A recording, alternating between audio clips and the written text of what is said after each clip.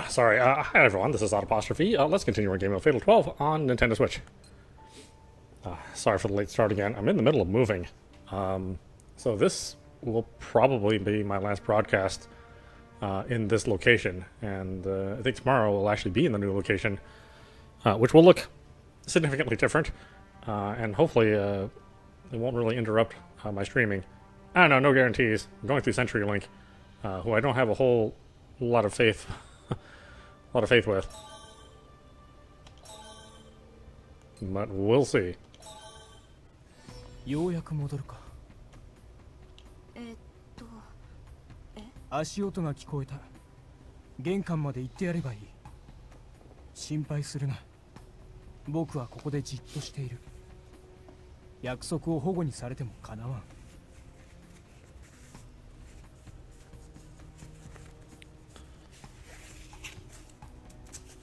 I'm just happy that I worked out heavier in the weeks coming to my move.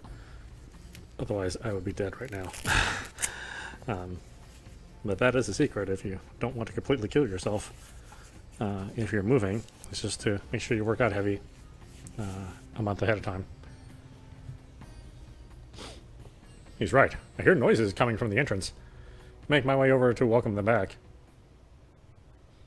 5 or so minutes after he begins his search, Shiketsugu found the person he was looking for on his way back home. ここにおったか、ユウ。どこかへ行こうとしたけど、僕は記憶がないから他に行く場所なんてなかった。Shiketsugu refers to numeral 4 as Yu, but that wasn't his real name. It was a name Shiketsugu gave the boy upon their first encounter. おじいちゃんは僕のこと嫌いになったの？そんなわけなかろう。ならどうしておじいちゃんが脱落、死んじゃうようなことを言うの？おじいちゃんが死んだら僕は一人になっちゃう。本当の家族じゃないから。本当の家族が無条件に一緒にいるとも限らんよ。He cast a solemn gaze up to the night sky as he spoke. Having lost his wife far too soon, Shiketsugu spent his days battling loneliness. Meanwhile, his son got married after graduating college and getting hired into a financing company. Shiketsugu got along with his daughter-in-law at first, but things changed when she became pregnant. Perhaps it was more accurate to say that Shiketsugu changed too. Knowing a baby was on the way, both made the decision to move out. Shiketsugu's son was gradually moving up the corporate ladder, so it felt like the right time to go. And that was when Shiketsugu's battle with loneliness reached its zenith. The stress that caused him led to outbursts of violence. His attitude took a drastic turn, and he became stubborn over the most minor of things. He would complain about his daughter-in-law's cooking for no reason. His actions eventually led to their hastened departure from Shiketsugu's home. The loneliness and self-hatred that followed changed him even more. They did get back in touch years later, but nothing ever came of it. Shiketsugu's issues eventually led him to gambling, which he used as a means to distract himself. This, in turn, led him to racking up more and more debt to the point that it almost affected his son's family. It was then that they cut all ties with him. Years later, he visited their home, only to find no one was living there. They had just up and vanished. Perhaps they thought the exact same thing about Shiketsugu, considering how little contact he made with the outside world. そうだったね。おじいちゃんが話してくれた。悪いのはわしじゃ。じゃが、お主はそれを知ってもわしと一緒にいてくれた。他に行く場所がないから、などという利害関係だけでないことはよくわかっておる。利害？よくわからないけど。うん。僕はおじいちゃんが好きだから一緒にいたんだ。お馬さんを見たり、ボートも見たりした。何より一人ぼっちの僕を助けてくれた。記憶がない不安よりもこの家にいられる安心の方が大きいよ。Over a month has passed since Divine Selection began. Both Shiketsugu and Yu have spent the majority of that time together. To others, their relationship may be fundamentally flawed. To Shiketsugu, however, their relationship was more that of a true family. ユウ、わしはお前を家族だと思っておる。僕もそうだよ。おじいちゃんは僕の唯一の家族だ。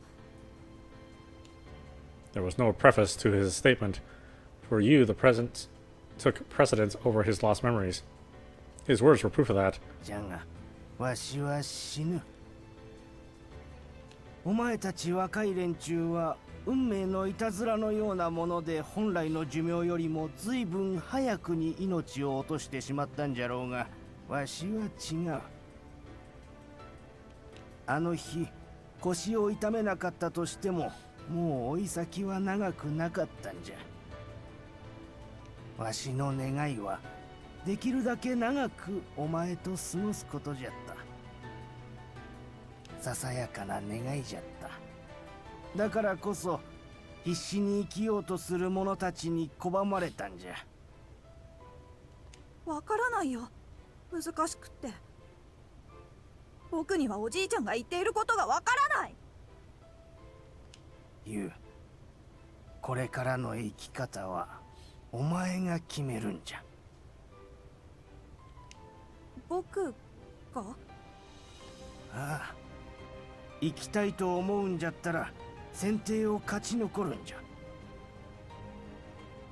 思わない、そう思えないんじゃったらわしは止めはせん。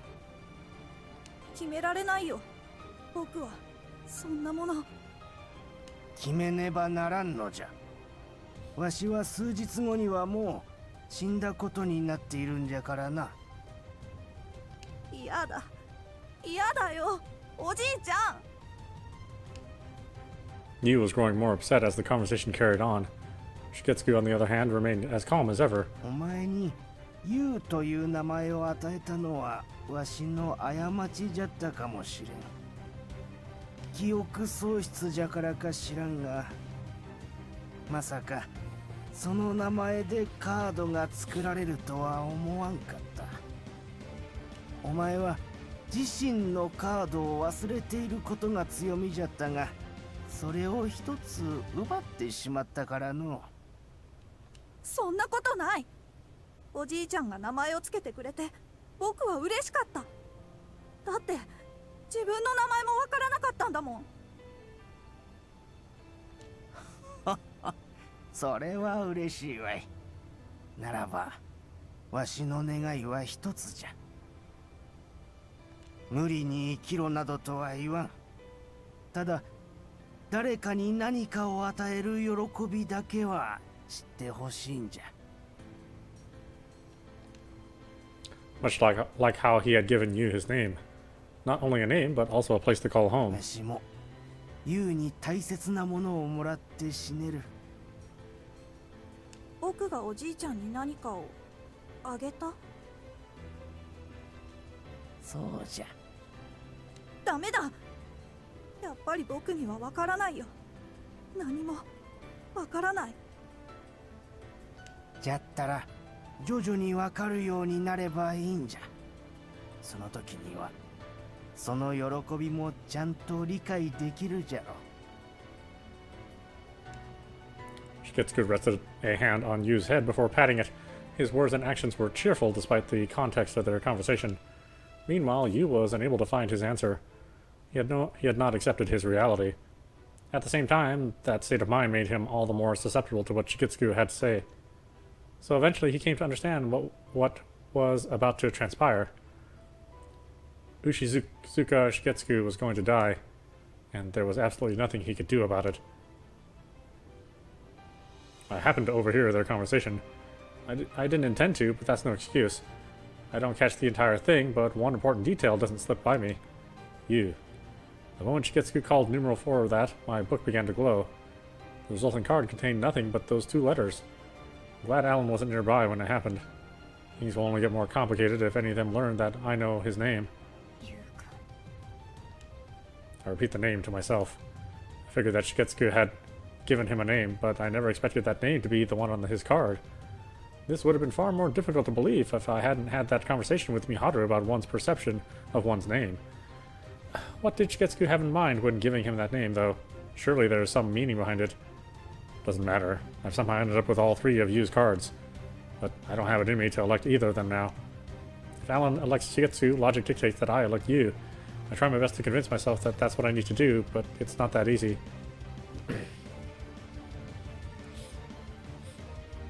We make our way back to the living room after I meet them at the entrance. Another conversation starts up once we've all gathered, but it dies off pretty fast.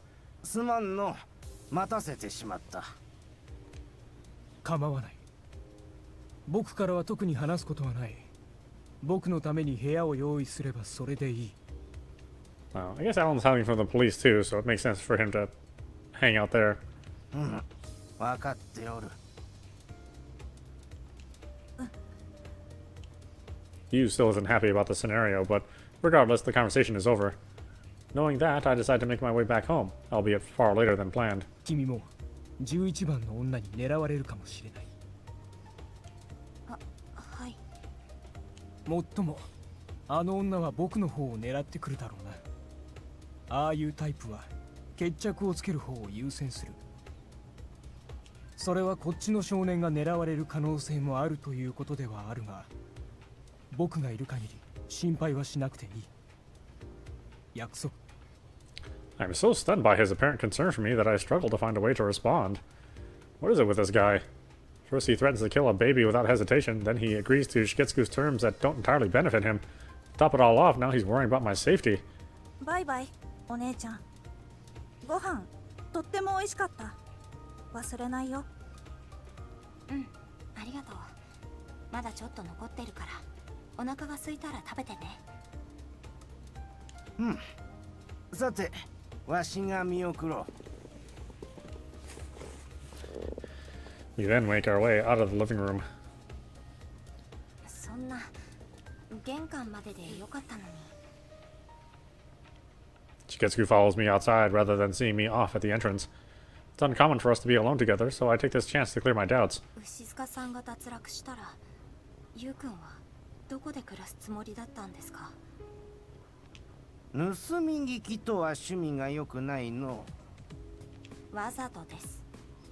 あなたがつけた名前なんですよね。そうじゃ。あの子は優しいけれど勇気もある子じゃ。勇という響きは日本人らしくもあり、外国人らしくもあるじゃろ。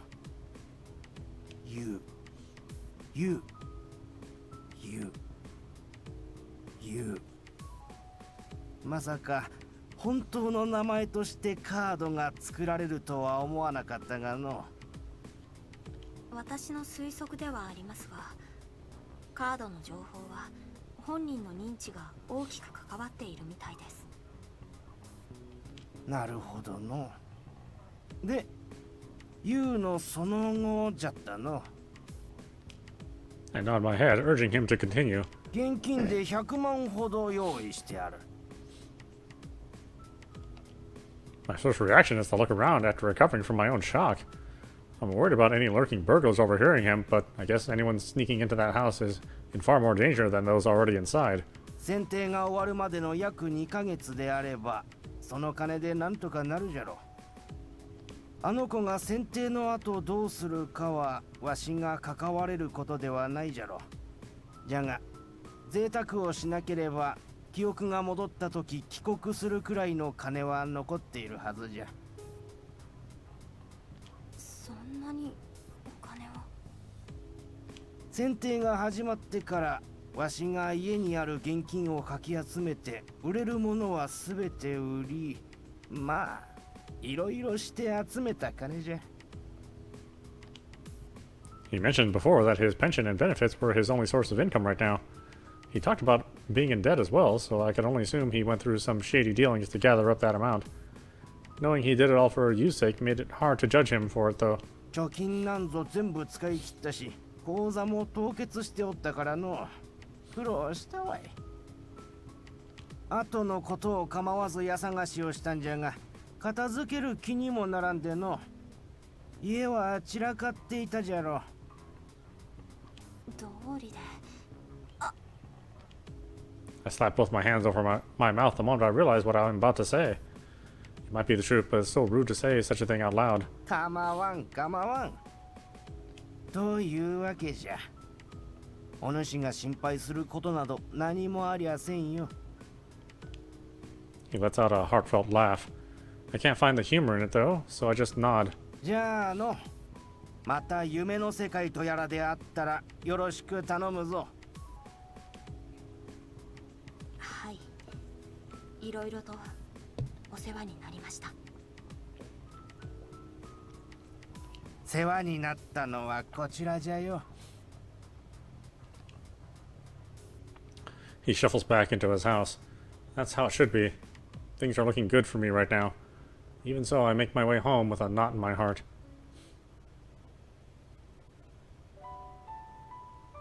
Family, huh? When I get back to my room, my mind drums up images of Shiketsugu and you. Shiketsugu talked about the joy of providing something to another. Was I able to do that for Kaiko? Was I able to do that for Sonia, even? Shiketsugu's elimination during the next election is all but guaranteed. Was I able to provide something for him, knowing that would happen? I heard him out and made dinner for you. There's no need to involve myself with any of the participants further than this, yet I find myself worried about waking up on Monday plagued with regret. I figured I'm best off acting instead of worrying, so I make my way to my computer.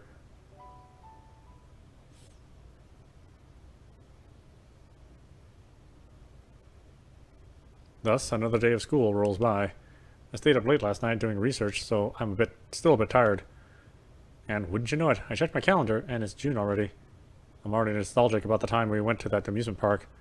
Once my surprise fades, I get ready to head to school. Once there, I find myself talking to the usual group. おはよう。リータンたちは文化祭の日どうするか決めた？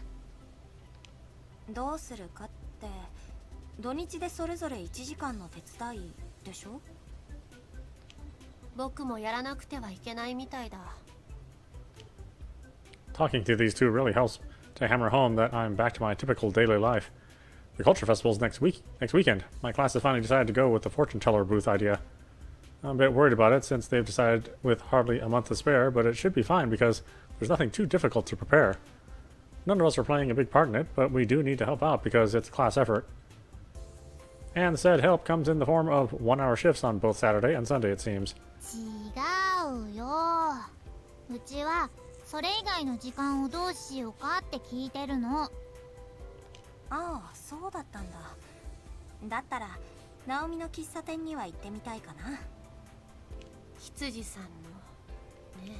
別にミハルンは無理に行かなくてもいいんじゃないの？いや、リンカが行くなら僕も行くよ。Spending time with Naomi should be fine as long as it's while we're at school.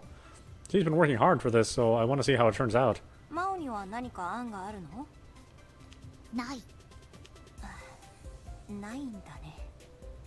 僕は文化部の活動にもあまり興味がないから、シフトを午前中に入れてもらう予定だよ。生徒は午前中まで校内にいれば、あとは帰宅してもいいことになっているからね。なら、私もそうしようかな。他に興味あるものもないし。冷めてる。Ignoring Miles' attempts to tease us, we start to trudge over to the cafeteria. じゃ、お先。With that, Miles skips out of the classroom. Looks like she's heading home in a hurry today. Not sure why, since she generally keeps that aspect of her life to herself. She tends to be busy more often than not. Not like she's in any other clubs either. I can only assume she's got a part-time job or something. Miharu is getting ready to head home herself. Seems like she's working a shift today. Let's walk with her. 一緒に駅まで行く？本当かい？ She starts to pack up even faster when she asks. Under her notebook is an unfamiliar book.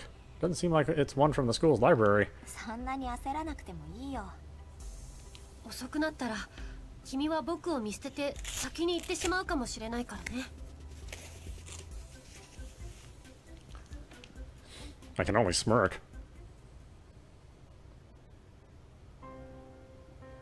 昨日はありがとね。大したことはしていないよ。僕もちょうどそのことについて聞こうと思っていたところなんだ。話すと長くなるんだけどさ。This isn't a topic I can avoid so long as we're together. I tell her all about how I went to Shigetsuka's house and how numeral 11 forced her way in. She is wide-eyed at the start of the story, but by the end all she does was sigh. 呆れを通り越して僕はもはや君のことが怖いよ。でもなんとかなってる。12の人ともちゃんと話せることが分かったし。話してどうするんだい？最後には彼のことも脱落させないといけないんだ。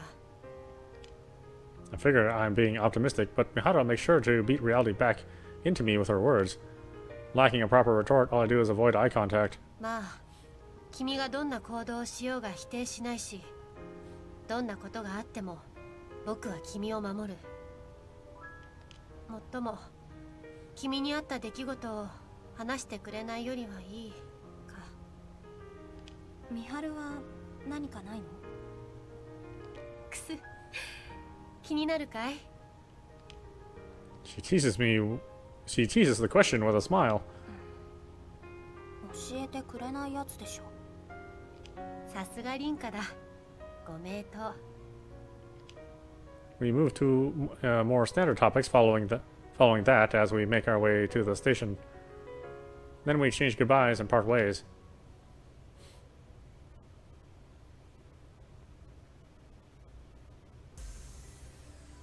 Yesterday was a rare day.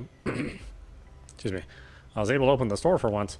Customers dwindled during the holiday periods, but regulars in the area still tend to drop by. I'm glad most of them understand that my grand's away, so they make it a point to cheer me on rather than criticize my offerings. リータン、文化祭の次の週どっか行かない？ Mao comes over to chat as I'm getting ready to head home. いいけどどこに？まだ決めてないけど、映画とかカラオケとか？ She grins as she notices my hesitation. リータンが恥ずかしがりながら歌うとこ、また見たいのだよ。だから嫌なんだよ。でもさ、ナオリンとはまだカラオケ行ったことなかったよね。ってかさ、ナオリンって歌うまいと思うんだよね、うち。何歌うのか知らないけど、おとなしい子が意外とうまかったりするしね。問題はミハルンのバイトだけど、なんとかなる気がするな。She prattles on and on without giving me a chance to speak. I'm all too aware that this is her way of making sure I can't turn her down. I'm pretty curious about what Naomi would try to sing, so I end up agreeing. イエーイ。じゃあ、ちゃんと再来週の土曜は開けといてね。I wonder if Mao's going to turn out to be the goddess. They're both kind of smarmy. わかった。The Saturday after next would be the 16th. 2 more elections stand between now and then. I should be fine for this week's, but who knows about my next week's. That's not the mindset I should have, though. My utmost priority is making sure I never get elected. リータン？ I apologize for getting lost in thought before we make our way to class.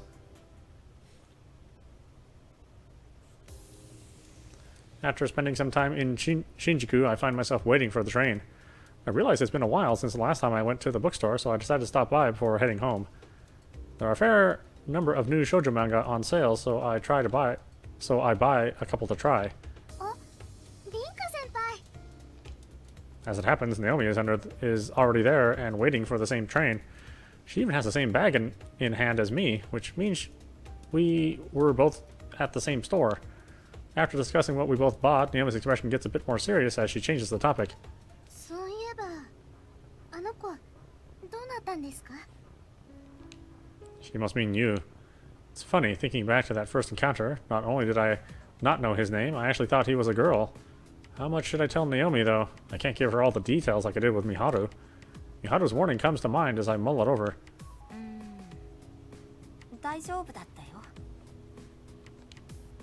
そうですか。ごめんね。The exchange is brief, but it no doubt leaves Naomi a tad vexed. If I'm not going to tell her everything, then I'm better off not saying anything at all. Her pain expression tells me exactly how the current situation makes her feel. Doing this to her hurts me enough already, but she must feel even worse on the receiving end. That's why I tried my best to change the topic. 先輩、どうしたんですか？ As soon as I do, I notice a familiar figure amongst the crowd. Not wanting Naomi to notice, I keep my gaze on her, only resorting to quick glances to make sure I'm right. And I am. It's you. He's standing in the crowd as if waiting for someone. But I mean, there's a very limited pool of people he could be waiting for.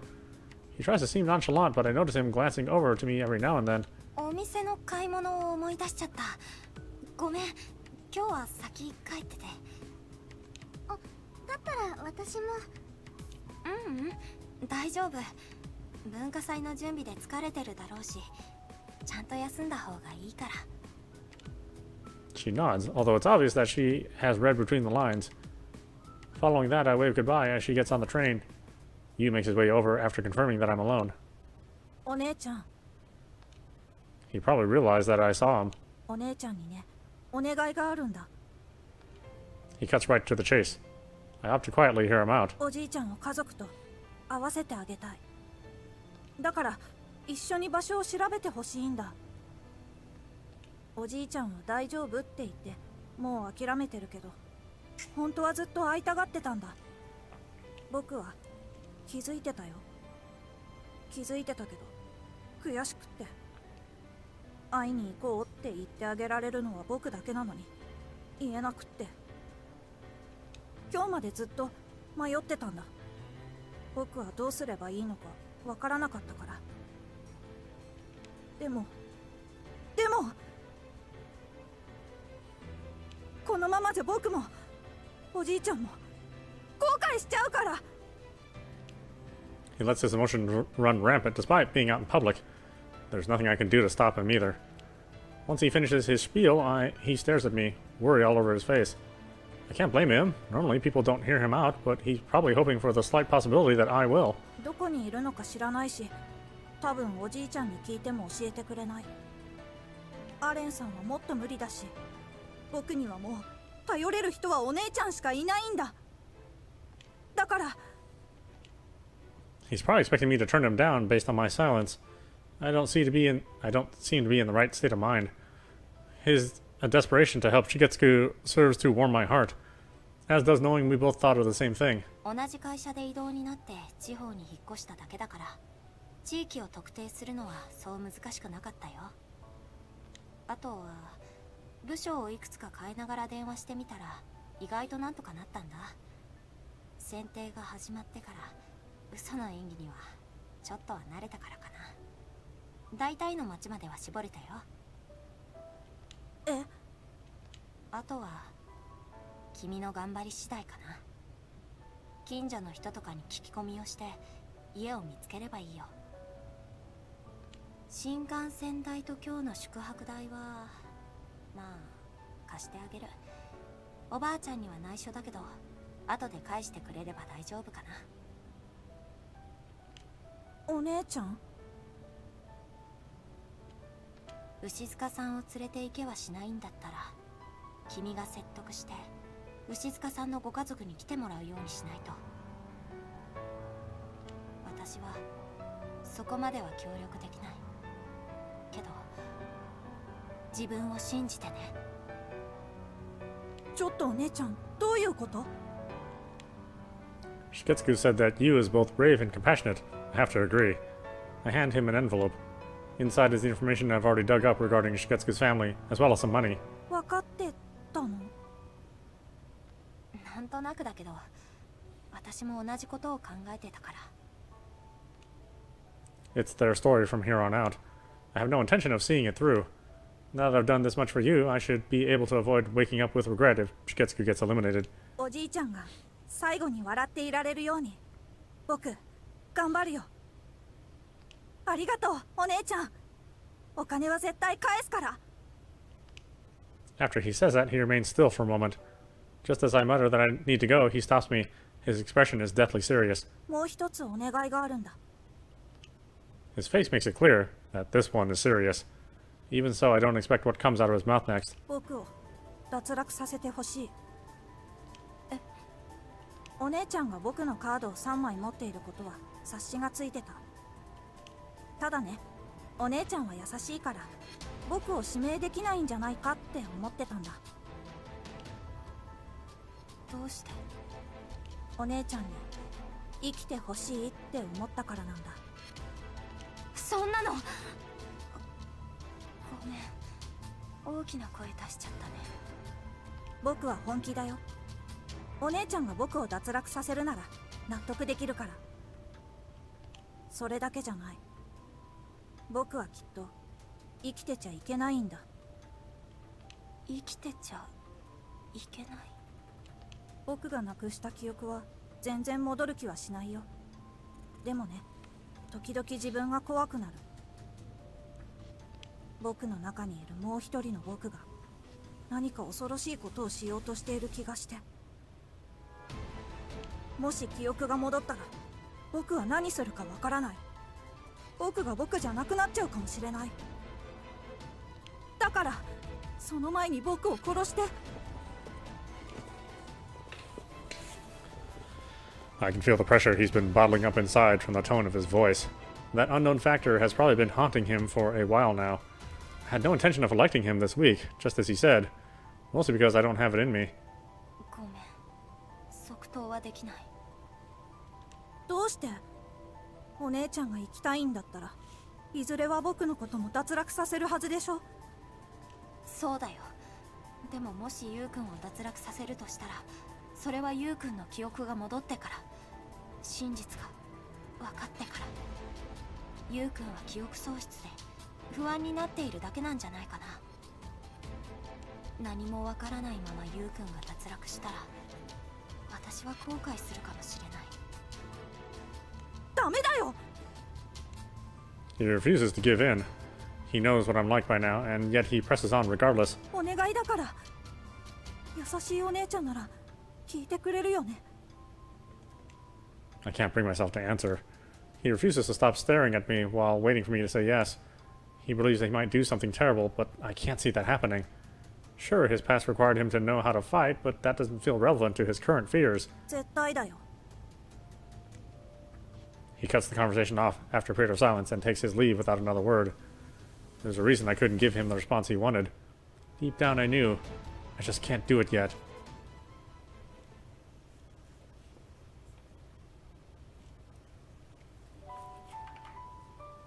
Today turns out to be another rare day. I keep the cafe open all day long. Leaving it closed so often has taken its toll on me. My legs feel like rubber now that my shift is over.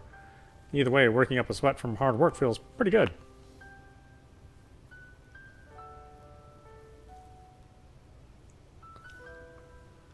Sorry, I've been outside all day. Lips are super dry. And getting to see all the customers relaxed and content makes it all worth it. よし、シャワーを浴びて早く寝よう。 This week's election awaits. It doesn't actually matter when I decide to go to sleep, but the more sleep I get, the better I should feel in the morning. I notice a sizable black object in my room as soon as I enter. Ah, it's Lette, lording over my bed as always. In all honesty, it's reassuring to know I'm not all alone. Oh, we're gonna have a dream with Lette? The human Lette? ごきげんよう、運命の奴隷の皆様。 Swear Parsa's Mao. Parsa's voice echoes throughout the court of fate. That's the prelude to this week's election. 録画をせんでも毎週忘れることがないから楽じゃの。あら、おじいさま。テレビ番組のようにおっしゃらないでくださいます？女神様もテレビのことは知っておったんじゃの。私はこれでも浮世の流行には敏感なのでございますわ。時の移ろいから外れた存在の私ですけれど、無意に過ごすには退屈すぎますもの。 She smiles as she responds to Shigetsugu. There is something inherently off about hearing a being like her, who feels right at home in a fantasy setting, talking about TVs. I wonder if she observes events in the real world from here, as if watching us on TV. 皆様、そろそろお疲れのご様子ですね。選定も中盤、無理もありませんね。おいおい、とっとと始めてくれないか。あんたの言う通り、確かに疲れてるから、睡眠時間は確保したいんだよ。Federico speaks up in his typical tone of jest. From what I can tell, he doesn't have any serious injuries. You claim to have rendered him immobile, but that doesn't seem to be the case. Either that or the dream world doesn't reflect our current state in the real world. Meaning he's acting fine to cover up the fact that he's been injured. まったくもう皆様はせっかちさんで嫌になりますわ。私の退屈をもっと紛らわせてくださってもよろしいのに。まあ仕方がないといたしましょう。今宵を含め女神の選定はまだ8回も残っているのですから。それでは今宵も女神の選定を始めますわ。回りなさい。運命の大時計。 Things proceed as usual after that. Each participant announces whether or not they want to elect someone as the clock hand makes its revolution. Naturally, I'm up first because I'm numeral 1. I announce my intent to not elect anyone tonight. And in the end, Alan is the only one to announce an election. 僕は5番を指名させてもらおう。 As expected, he goes straight for Shigetsugu. Shigetsugu seems satisfied with this outcome. I can only guess the meaning behind it, but I'd like to believe his story ends on a positive note. More importantly, どうしておね a sense of guilt washes over me as I hear those words get muttered. Two people face one another in the court of fate's upper stratum, Alan and Shigetsugu. For Alan, this is his third time. Much like the previous two, his expression remains stolid. すごいのう。夢の世界とやらはこんな風になっておったのか。 Alan remains silent after Shigetsugu's remark. The only thing in his eyes is the reflection of an old man's decrepit smile. あなた様はすっかり常連ですわね。 Alan gives no response to Parsa, who appears out of nowhere either. 私もあなた様が釣れないお方だというのは分かっていますわ。それでは3枚のカードをお選びくださいませ。 Alan opens up his card book and produces the relevant cards. Once done, he reads them aloud. 氏名牛塚重次、死因餓死、未練、仲の良かった家族。とはいえ、わしはもう思い残すことはないがの。どんなからくりを使ったかは知れんが、わしの息子たち一家と合わせてくれおった。何を言う。からくりではないだろう。彼、貴様の家族からのメイドの土産だろう。そう言ってやらなければ報われない。分かっておるよ。老人の照れ隠しじゃ。そうか。意外じゃの。いや、意外でもないか。短い付き合いじゃったがわかる。お主は誰よりも家族思いじゃとな。余計な話をしすぎた。女神、もういいだろう。あら、もうよろしいのですか？ Before Alan can respond, a bright light floods from his cards. It envelops the area in an instant.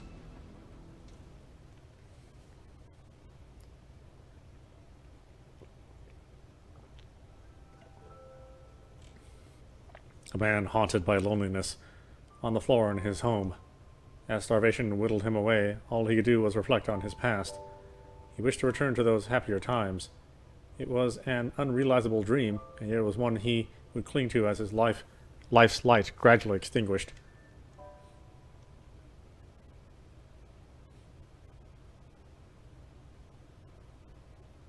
同情もしない。もっとも貴様の場合は最後に夢を見たのだ。十分だろう。やはり珍しいですわね。あなた様が少しでも干渉をお見せになるなんて。余計な話はいいと言っているはずだ。貴様は貴様の仕事をしてくれ。まこと面白みのない方ですわね。もっとももう幾度かすればあなた様の興味深いところが見られるかもしれませんけれど。 Alan's platform begins to move as Shigetsu's cards float in front of him. He must pick a card to keep before returning to the lower stratum. His expression remains emotionless as he chooses.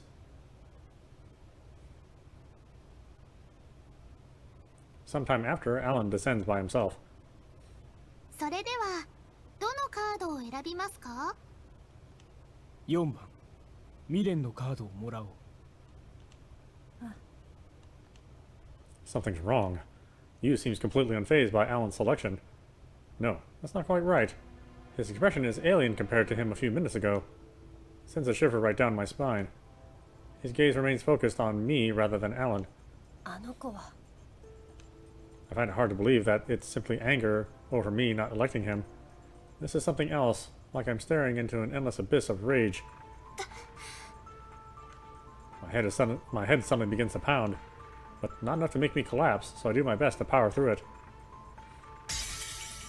何？ I notice Alan's bewilderment the moment he touches Yu's card. The card, which was glowing white, suddenly shatters. The fragments disperse throughout the area. あらあらあらあら。 My card book begins to glow as well. Parsha speaks up as soon as I notice. それでは今宵の脱落者は1名。これをもって選定を終了といたしましょう。 Seeds of dissonance have already begun to sprout. But this is just the beginning.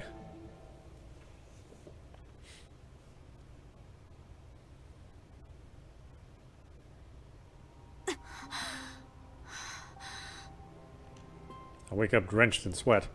The gross and sticky kind, no less. Lette is nowhere to be seen, so I assumed it was another midnight departure. What in the world happened during that election? The moment Alan got his hands on that card, it shattered. It was Yu's regret card, too. I have that card as well, so I've got a bad feeling about this. I peek into my own book of cards, fearing the worst. これは嘘。どうして？ I'm sure the distress in my voice is apparent. Yu's regret card has vanished. This has never happened before. If the card disappears, does that mean his regret has disappeared? It can't be right. His regret about his mother's cooking... his regret was about his mother's cooking, so it wouldn't disappear because I made him one dinner. Even if it did, I would have lost the card sooner. Shigetsugu wouldn't have had it either. Which means there's only one possibility. That's why I decided to go back to Shigetsugu's house after school. School itself has started to get busy thanks to the cultural festival preparations. My class got started pretty late comparatively, so the people in charge were running around during lunch to get things set up.